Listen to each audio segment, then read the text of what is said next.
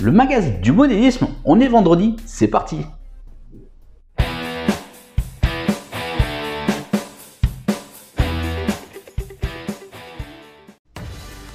Bonjour et bienvenue dans LF Modélisme, votre chaîne qui vous parle de modélisme. Bonjour et bienvenue dans votre magazine du vendredi sur votre chaîne où l'on parle de modélisme mais pas que, de train réel, de tour de main, etc. Tout ce qui fait plaisir concernant le train. Vous allez voir aujourd'hui encore un super menu. On va se découvrir ça ensemble avec le sommaire assez rapidement. Vous allez voir, on va se faire plaisir encore ensemble dans ce magazine, l'unique en France sur une chaîne YouTube. C'est votre magazine, on voit le sommaire ensemble. À tout à l'heure. Allez, c'est parti. Au sommaire cette semaine dans le mag, vous allez voir, on va se faire encore plaisir. Nous irons voir monsieur l'ambassadeur Philippe du réseau Zindelstein. Nous allons prendre des nouvelles de son réseau et Philippe va nous présenter également une prise en main de la centrale station 3 de Marklin. Cette semaine, nous avons rencontré un interview avec Alain avec son réseau OO. Et bien aujourd'hui, je vous propose la caméra embarquée, le tour de son réseau. Et des exclusivités de chez All Model avec Olivier.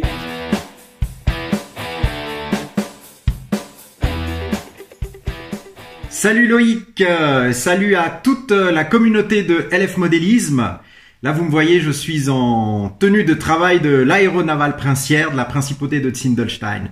Alors Loïc m'a demandé de faire une petite vidéo pour le magazine du vendredi pour vous donner des nouvelles de l'avancée de ma maquette. Alors comme la dernière fois, je filme avec des moyens de bord, ça veut dire mon téléphone, c'est pas mon domaine, l'audiovisuel, donc je m'excuse d'avance pour la qualité de l'image, les problèmes de lumière et les prises de vue, je vais essayer de faire au mieux.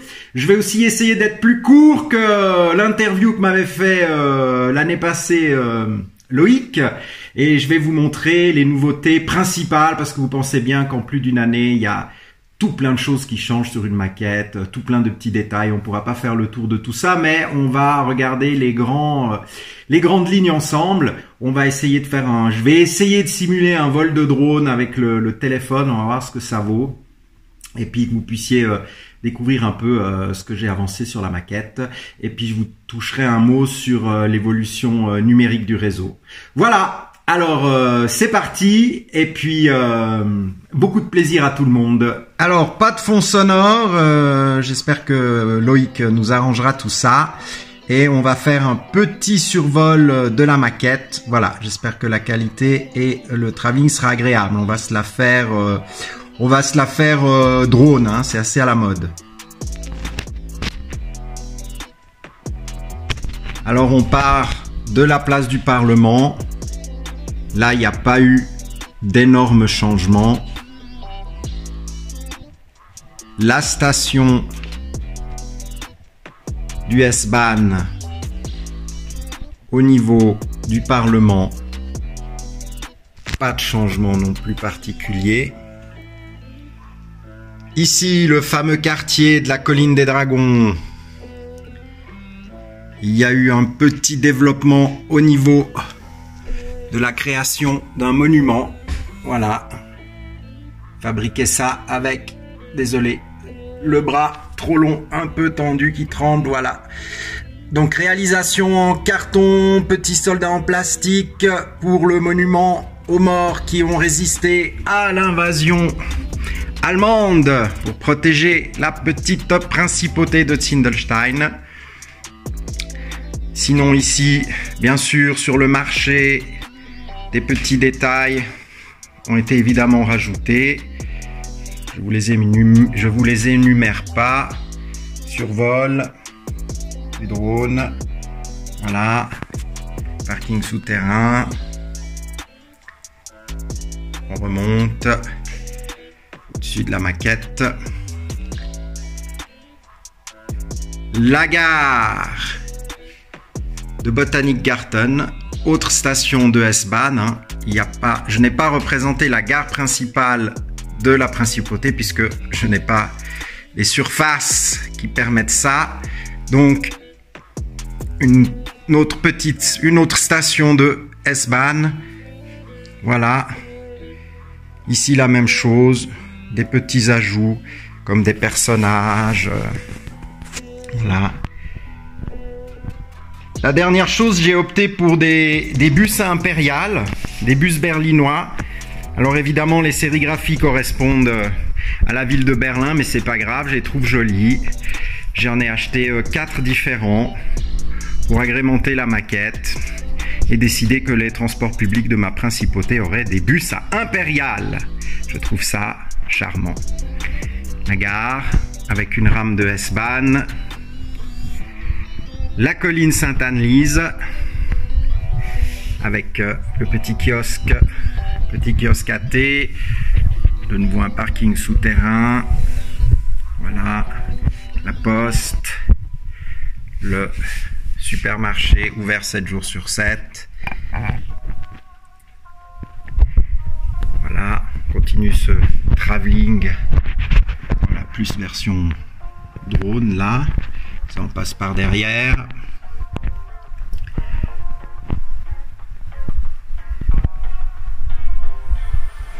Les dépôts de la garde botanique. Petit dépôt des ambulances, puis celui des pompiers. Et la remise pour les machines de manœuvre de la gare et des petits embranchements industriels. Ici, la voirie. Et autre nouveauté, je crois que c'était pas encore l'année passée, j'ai changé le moulin ici par une industrie, une distillerie princière qui fait des alcools et des huiles essentielles. Voilà, c'est un changement. Ici sur l'autre colline, la colline Rottenberger, pas de grand changement. Aussi une station de S-Bahn. Donc si vous vous rappelez, c'était mon concept. C'était plusieurs petites stations de S-Bahn qui me permettent de nombreuses manœuvres, qui permettent aussi une circulation avec horaire entre les différentes stations. Voilà. Et voilà, ce qui n'était pas la dernière fois, enfin ce qui était vraiment en cours et qui a bien avancé, c'est le quartier de Klippen, donc des falaises. Klippen en allemand, falaise. Donc voici le quartier de Falaise qui n'est pas terminé. Et les intérieurs, tous les intérieurs des bâtiments à faire, beaucoup de décors à faire encore. Ici, là, ici carrément rien n'est terminé. Il y a une gare, voilà, une gare de S-Bahn, ici là-dessous, qui relie à tout le reste du réseau. Donc ici nous avons les escaliers qui permettent d'accéder. Désolé, toujours ces ombres, cette qualité d'image. Là, nous avons les ascenseurs et qui donnent sur le musée des joyaux de la couronne princière. Voilà. Ici, nous avons l'entrée du musée.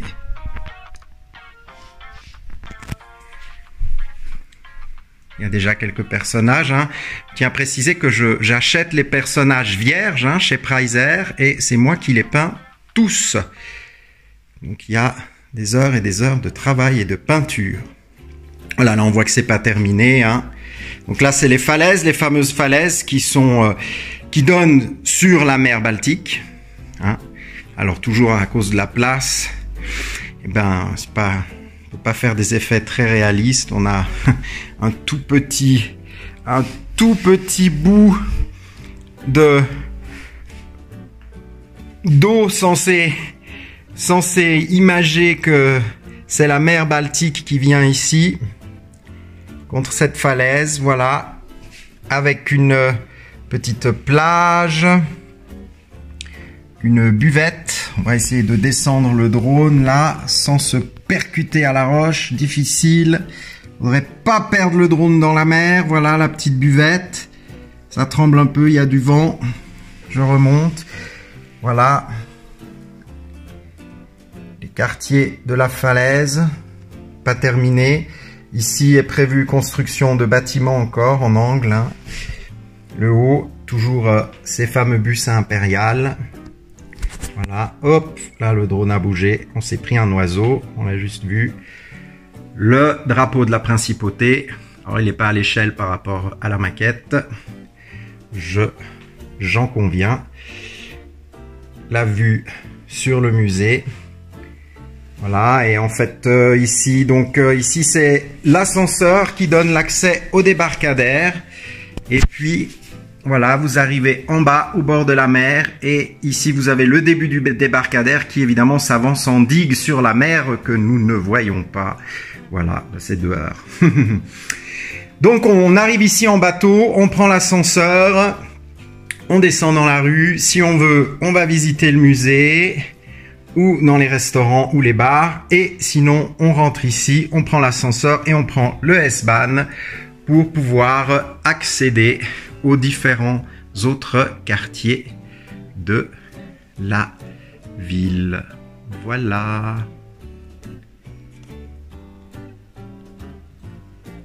Et voilà.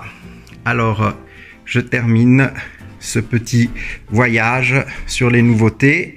J'espère, je me répète, que l'image n'était pas trop désagréable, que vous avez quand même pu profiter et vous rendre compte un peu de ce qui a été fait, de ce qui a été réalisé. Ah oui, bah juste, il y a aussi ça. Il y a la voie cachée là qui vient faire sa boucle derrière. Hein, pardon pour le travelling. Là-dessous, on a toutes les voies cachées. Ça, je pense que vous vous rappeliez. Hein, il y a les gares de stockage qui sont là-dessous. Je reviens vite. Hein. C'est pas joli en plus. Il n'y a pas la lumière. Et en fait, ce que j'ai rajouté, c'est des décors, un petit peu des décors, voilà, le long de la voie cachée pour agrémenter. Ici, toujours dans la zone de voie cachée, j'ai fait un dépôt agricole, moulin, silo, dépose de fruits, légumes. Voilà, pour un peu agrémenter la voie cachée. Alors on est d'accord, c'est totalement irréaliste. Ah, c'est plus pour mon plaisir à moi. Mais c'est vrai que ça donne pas tellement avec les DVD derrière. Alors voilà, cette fois-ci, je finis sur le nouveau quartier. Voilà, j'espère que le survol de la maquette vous a plu. Je m'excuse encore pour le cadrage. Et maintenant, je vais vous parler de la deuxième évolution principale de mon réseau, c'est l'évolution numérique. Alors, comme je l'avais dit dans la première interview qu'avait fait Loïc sur mon travail, je m'étais toujours refusé à l'achat d'une centrale station de marque Lean, essentiellement pour des raisons économiques, hein, puisque c'est très onéreux et je trouvais pas justifié de mettre dans le budget une somme pareille dans un boîtier qui ne servirait que à l'utilisation des trains. Voilà, mais finalement j'ai fait le pas. Pourquoi? Bien parce que j'ai toujours utilisé donc les mobiles stations, qui sont les petits appareils, mais qui sont très limités dans l'utilisation des accessoires, aussi limités dans l'usage des fonctions pour les locomotives, des possibilités éventuelles de programmation des décodeurs. Mais surtout, le grand problème, c'est la puissance. C'est-à-dire que vous pouvez faire rouler 4-5 trains maximum, sans éclairage, sans accessoires. Et dès que vous avez des wagons éclairés, des accessoires sur le réseau, que le réseau est un peu plus grand, eh bien les mobiles stations, elles ne fournissent pas la puissance nécessaire. Et du coup, un train, 2 trains, et tout s'arrête. Et il n'y a pas de booster pour les mobiles stations. Mark Lean ne propose pas de système pour augmenter la puissance. Donc, c'est surtout là que ça a commencé à pêcher, vu la taille de mon réseau, le nombre de gares à gauche, à droite, et surtout, comme il y a beaucoup de rames illuminées. Alors j'ai décidé de faire le pas, monnayant la vente de 2-3 locomotives à bon prix. J'ai fait le pas, j'ai acheté la centrale station 3 de marque Lean, voilà, que j'ai depuis pas 2 mois. Et j'avoue que c'est bluffant. J'avoue que c'est bluffant, c'est un sacré appareil, c'est assez fantastique. Je vais vous le montrer. Alors par contre, c'est clair, je fais vraiment démonstration succincte parce qu'il faudrait plusieurs vidéos pour vous montrer comment l'utiliser, etc. Je vous invite à regarder d'ailleurs sur YouTube, il y a une ou deux vidéos malheureusement en allemand ou en anglais, il n'y a pas en français, mais qui nous permettent d'apprendre à les utiliser, qui sont vraiment bien, parce que si on se base que sur la notice d'utilisation de Marklin, c'est limite. Alors pour l'usage de base, c'est assez intuitif et la notice d'utilisation suffit, mais dès qu'on part dans des programmations plus complexes, d'événements, ça suffit pas du tout. Voilà, alors on va voir la bête. Et on va aller zoomer dessus. Voilà la bête, la Central Station 3 de Marklin. Vous pouvez la connecter via un routeur à votre réseau Wi-Fi. Vous pouvez, par ce même routeur, la connecter à un smartphone ou à une tablette, ce qui vous permet de conduire les trains depuis votre téléphone ou de faire des interventions sur la centrale station via la tablette ou via le téléphone. Vous pouvez y rajouter des moniteurs si vous voulez des grands écrans pour afficher les différents tableaux. Si vous ne la connectez pas à votre ordinateur ou au Wi-Fi, vous avez la possibilité via 2 entrées USB avec des clés de pouvoir effectuer des sauvegardes de ce que vous réalisez dans la centrale station ou d'importer des effets sonores ou des photos de locomotives. La centrale station peut se connecter aux mobiles stations. Vous voyez là donc une mobile station. Donc ça, c'est ce que j'utilisais avant. On peut utiliser seulement les mobiles stations. Ça a l'avantage de ne pas être trop onéreux. Par contre, c'est très limité dans l'usage des accessoires, dans la programmation des fonctions des locomotives et surtout, c'est limité dans la puissance puisque, comme je vous ai dit, Marklin ne fait pas de booster pour les mobiles stations. Par contre, avec la centrale station, eh bien, vous pouvez avoir des boosters, mais déjà rien qu'elle-même, elle délivre suffisamment de puissance pour un bon réseau avec plusieurs locomotives, éclairage, accessoires. Voilà. Alors, je vais vous montrer très succinctement, car il faudrait plusieurs vidéos, comme je vous l'ai déjà dit, pour présenter correctement cet appareil, et c'est pas le but de cette vidéo. Alors, vous voyez, comme vous voyez sur l'écran, vous avez vos locomotives qui apparaissent, très jolies, avec les dessins. Alors, les dessins sont pris d'une base de données qui est intégrée à la centrale station, mais vous pouvez aussi importer via la clé USB ou via le routeur, si vous êtes connecté sur votre ordinateur ou sur le Wi-Fi, des images directement de votre banque de données photos ou de Internet. Pour conduire les trains, c'est très simple, il suffit de sélectionner la locomotive que vous voulez, vous la faites glisser à gauche ou à droite et vous avez un tableau de commande qui apparaît avec les fonctions. Il vous suffit tout simplement d'appuyer dessus pour enclencher les fonctions. Pour faire rouler la locomotive, c'est tactile, vous pouvez glisser avec le doigt. Voilà. Et vous pouvez aussi utiliser la manette rouge qui se trouve ici, qui vous permet aussi de commander le train. Et enfin, bien sûr, vous pouvez commander le train avec la mobile station qui est reliée à la centrale station. Voilà. Vous avez 2 tableaux de commande, de conduite. Si votre locomotive est équipée des derniers décodeurs MFX de Marklin, vous pouvez accéder à ce qu'on appelle l'univers ludique de Marklin. Vous avez une sorte d'interface, on va éteindre le bruit de du moteur de la locomotive, voilà. Vous avez une interface qui apparaît et qui permet une interactivité entre la locomotive et le joueur, c'est-à-dire qu'il va y avoir des contraintes comme si c'est une locomotive à vapeur, l'appoint des combustibles, remettre du charbon, remettre de l'eau. Il peut y avoir des contraintes horaires aussi, hein, pour sélectionner.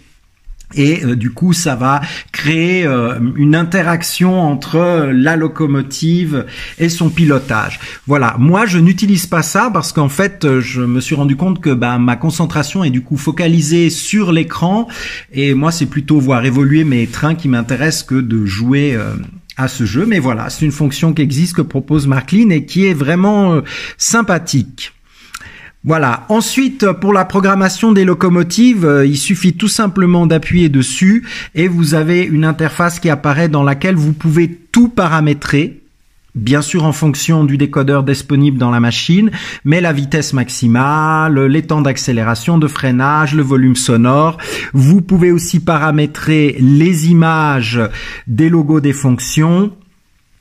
Vous pouvez choisir la photo de la locomotive. Alors là, c'était celle qui était dans la base de données de Marklean, mais vous pouvez importer des images d'une autre base de données. Comme je vous ai dit, vous pouvez changer le nom. Donc c'est vraiment, vraiment sympa. Dans l'onglet configuration, comme ils le disent dans la notice Marklean, réservé aux professionnels ou vraiment aux habitués, vous pouvez rentrer vraiment dans la source du décodeur. Et vous pouvez intervenir sur des fonctions telles que décider à quel moment le bruit du freinage s'enclenche. C'est vraiment complexe à utiliser pour moi. C'est complexe à utiliser. Je le redis, il déconseille d'aller trifouiller là-dedans. Ce sont les paramétrages d'usine, mais voilà, il y a cette possibilité-là. La centrale station lit les décodeurs évidemment de Marklean, les décodeurs MFX, elle les lit instantanément où que soit la locomotive sur le réseau. Mais vous pouvez aussi utiliser d'autres décodeurs, d'autres marques. Alors soit vous devez rentrer l'adresse manuellement dans la programmation, soit elles sont détectées. Voilà. Pour les locomotives, c'est vraiment sympathique. Ensuite, l'autre chose super, c'est que vous pouvez créer des TCO. Vous pouvez créer un TCO de votre réseau entier ou plusieurs TCO selon la taille de votre réseau. Moi, comme j'ai opté pour une technique avec plusieurs petites gares, eh bien, j'ai créé 6 TCO qui sont ici. Et quand je veux aller sur une des stations, eh bien, je n'ai qu'à appuyer dessus et le TCO apparaît. Sur le TCO, il y a le tracé des voies que vous avez dessiné et tous les accessoires qui sont commandables à distance. Donc, les signaux, les aiguillages, les ponts tournants, des éclairages, des dételeurs, tout est possible. Vous avez une base de données de tous ces appareils disponibles dans la CS3. Et vous avez qu'à les placer sur votre écran. Là, nous avons les aiguillages qui sont fonctionnels et il suffit tout simplement d'appuyer dessus avec le doigt et cela change. Vous pouvez paramétrer évidemment le nom de l'aiguillage, s'il est à gauche, s'il est à droite. Vous n'avez pas de signaux ici, je n'ai que les aiguillages parce qu'effectivement, ça implique que tous les appareils et accessoires doivent être munis d'un décodeur. Donc ça a une certaine incidence financière. Donc moi, j'ai équipé tous mes aiguillages de décodeur, c'est déjà bien assez comme ça, donc la signalisation, ma foi, elle reste manuelle. Vous pouvez, sur ces tracés de voies, faire de la rétrosignalisation. La CS3 gère la rétrosignalisation, donc il y aura des pastilles qui pourront s'illuminer pour signaler la présence d'une locomotive ou pas. Et bien sûr, ces rétrosignalisations peuvent donner des ordres, lancer des itinéraires, etc., etc. Donc ça, c'est vraiment sympa. Et la chose la plus impressionnante qui m'a vraiment bluffé, c'est les événements.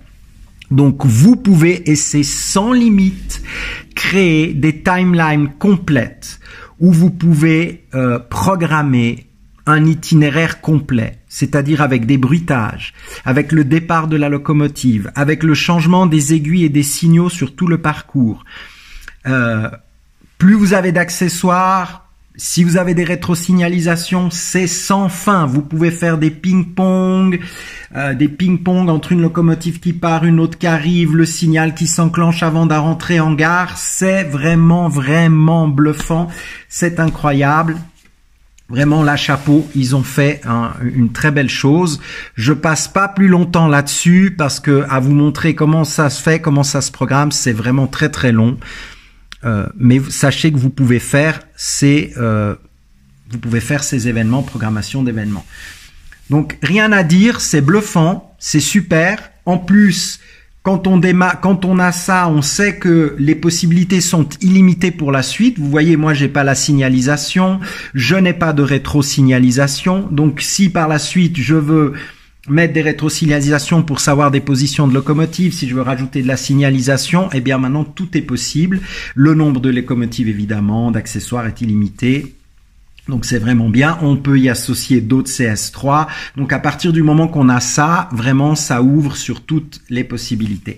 Petit hic quand même, qui m'a surpris. Vous voyez que j'ai 6 TCO puisque j'ai 6 gares. Et quand j'ai fait quelques modifications sur un des TCO, j'ai remarqué qu'une fois ou deux, j'ai dû redémarrer la centrale station. Elle ramait très fortement. Ça, petit point noir, au prix que ça coûte, ça ne devrait pas bugger. À mon avis, Marklin, à ce prix-là, votre appareil, il doit être parfait du début jusqu'à la fin. Il faut pas nous dire que cet appareil peut tout faire si à partir de 6 gares, l'appareil commence à ramer. Ça, attention, mais voilà. Ok, bah j'espère que ça vous a plu. J'ai essayé de faire rapidement. Et on va passer aux adieux. Alors merci à Loïc, merci à toute la communauté LF Modélisme de m'avoir regardé. J'espère que ça vous a plu. Et puis on va se quitter avec un départ de train marchandises sur les quais marchands. Lok 2 aus Gleis 22 umsetzen mit 5 Wagen auf Gleis 23.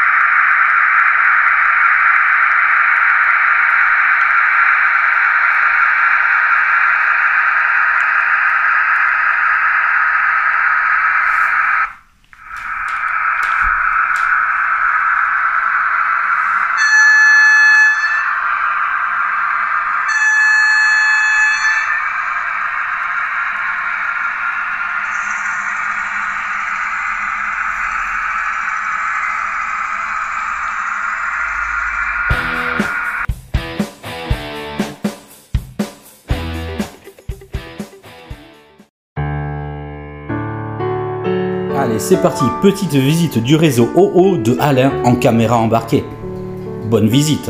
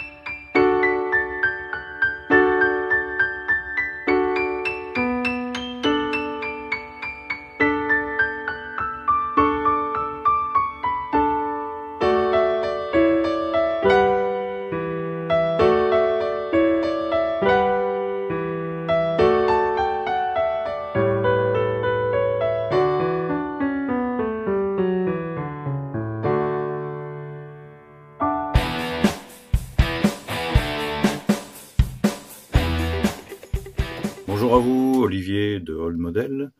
Je vais vous parler aujourd'hui de l'échelle Z, souvent rabaissée car estimée échelle trop petite, et pourtant il y a tant à découvrir. Pour cela, avec les amis du Z Forum, nous sommes retrouvés à Altenbeken en Allemagne au mois de mai, avec une exposition uniquement dédiée à cette échelle.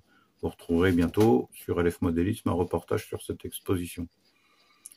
De mon côté, en partenariat avec Dart 3D, nous sommes sur plusieurs projets en N et en Z. En N sur un X4200 panoramique et un EAD en version prête à rouler. Et en Z, nous finalisons des voitures allégées Ouest dites saucisson et des voitures UIC et plein d'autres choses. Je vous laisse et à bientôt sur LF Modélisme. Allez, en attendant de retrouver et en exclusivité sur LF Modélisme le reportage interview avec Olivier de chez Old Model, voici les quelques premières clichés images en exclusivité pour vous, communauté de LF Modélisme. Profitez-en.